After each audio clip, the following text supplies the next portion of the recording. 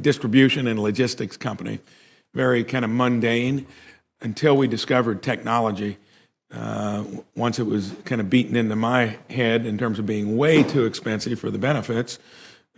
Older of my two sons that now run the company with one of their sisters, I became a believer in it. And the benefits of it, amazing. How it gets, in our case, the train to show up in time, figuratively speaking, how much it costs, but the benefits have always been there. So anymore, I don't argue. I just say how much, and we do it. Of course, it's not my decision anymore.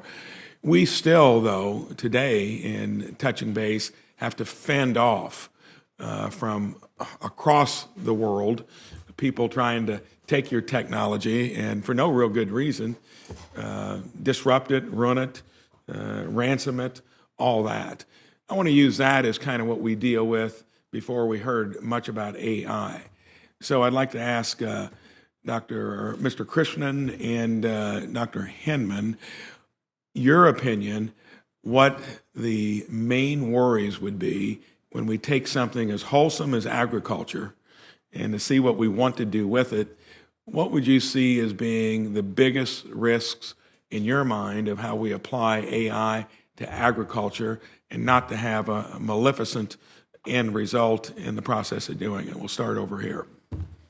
It's a great question. I think, AI is just like any other technology or toolkit. It has pros and cons. It can definitely increase productivity, as you saw in your business, but also increase disparity between small producers or large producers, or people with access to those high-value algorithms and people that don't, people that have high sensor penetration and people that don't on farm. And so I think data has become this raw material for these algorithms to make them more valuable, more productive, and more profitable. And so I think a lot of what we've talked about today around data privacy, data ownership, cyber are very critical. I think the biggest thing, whether it's in AI or in ag tech, it's really trust and transparency, I think, are very important. And a lot of these are in the details and nuances. So I'd really encourage maybe an expert working group to really tackle the issues around data ownership, data privacy, and data protection. Thank you, Mr. Henman. Yeah, I think it's relatively easy to get a machine learning model to be 80% accurate. It's much harder to get it to be 99, 95% accurate. And that the difference between those two is the difference in data. It's how much data you have, the quality of that data that's used to train the model. And so data is the currency of artificial intelligence. It is what powers it. It's what makes it go. So for an example, in the See and Spray application that we produce, where we're discriminating between weeds and healthy crops and spraying only the weeds, we created a data set that is an image catalog, effectively, of millions of images of weeds at all different growth stages and different light conditions across corn, soy, cotton, across southern part of the U.S. to the northern part of the U.S. So this data set is very, very valuable, right? It is what gives us the ability to discriminate a weed in the machine learning model across the geography of the United States in those 3 crop production systems. And if you think about the value of that data, one of the things that keeps me awake at night is the threat actors that you mentioned having access to it so that they can go create something very, very similar without putting the effort into collecting the information that was necessary to produce it.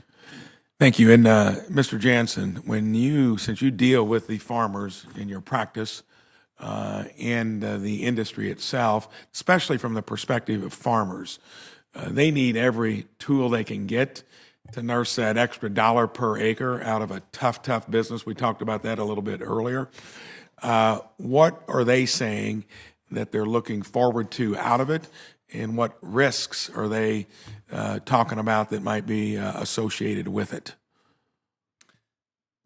Yes, thank you, Senator Braun. I would say that what they really want to see is a return on investment. And they are always very reluctant, I think, to give over data to a lot of the companies that want to use it for whether it's farm management system or training AI models. But if they know that they're going to get at least an equal amount of value back in return for giving that data over, then I think it's worth it to them.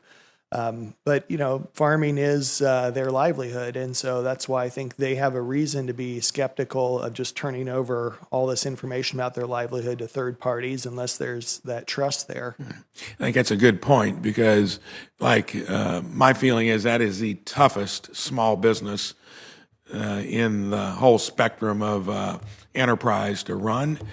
Inherently low margin in an increasingly concentrated industry. So any leg up they can get, they need it. And ROI may be the best way to measure that. Thank you. Thank you very much. And Senator Lujan. Thank you.